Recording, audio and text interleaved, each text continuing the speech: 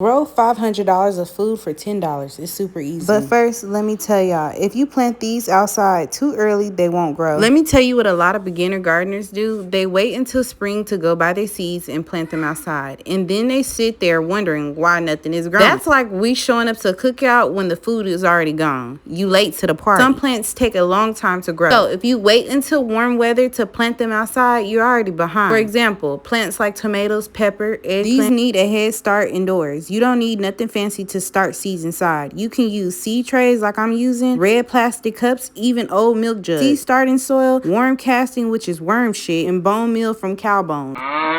This little thing right here can become a mini greenhouse. Even using a milk jug, you can create a cheap mini greenhouse. Now, let me tell y'all something. Beginners mess up all the time. These people plant all these different seeds, right? And don't label nothing. 2 weeks later, everything starts sprouting. And now y'all sitting there like boo-boo the fool. Is this tomatoes? Is this a pepper? Is this a cucumber? Now you got a whole mystery garden. Labeling your trays will save you a whole lot of confusion. Always label your seed trays. I don't care what you're doing, label them. You can use plant labels, popsicle sticks, paint tape, even a marker on this tray. Please remember, different plants grow at different speeds. Tomatoes sprout fast. Peppers take longer. If you don't label your seeds, you don't know what you planted. What I like to do is write the plant name, the date I planted it, and the way I know exactly what's growing and when. Seeds are cheap, but wasting them is not. When you label your trays, you keep your garden organized and you don't waste seeds. Let me tell y'all another reason why starting seeds indoors is so important, and it really comes down to the weather. Seeds are very sensitive, and when they first start growing, baby, they need the right temperature, the right moisture, and a little bit of protection while they are waking up. Now, outside, the weather can change on you overnight. One day it's warm, right? The next day it's cold. Then overnight it's raining too much, or your soil dries out too fast. When that happens, your seeds might never germinate at all, and that is frustrating because you're sitting there thinking like nothing works, when really it's just the weather. A lot of these seeds need warm soil to sprout. Tomatoes and peppers, for example, they like soil around 70 degrees or warmer before they start growing. And if you plant them outside too early, that soil is still cold and the seeds just sit there in the dirt doing nothing. But when you start your seeds indoors, you take the weather out of the equation. Inside your house, the temperature is steady. You can control the water. You can keep the soil warm and protected. That gives your seed a much better chance to sprout and grow strong. So